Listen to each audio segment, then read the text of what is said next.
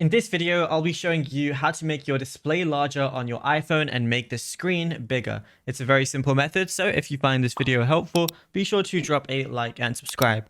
Now, it's actually very easy to go ahead and do this, but all I want to go ahead and do is go to my settings application like so, scroll down, and I'm going to see a lot of different options. I want to go to display and brightness. I can change my text size here, so right now it's in the middle, but I can increase it if I want to, and as you can see, all the text is just a lot bigger now.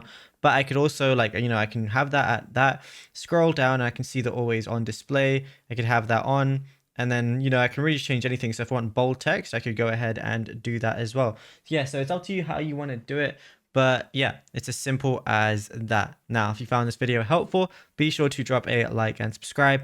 And also be sure to check out all of other videos that we've been posting over on the channel, because there is a lot of tutorials to go through, whether it's on iPhone, Android, Samsung, or even devices like your PC, PS5, or even Xbox and anything like that. But anyways, thank you so much for watching.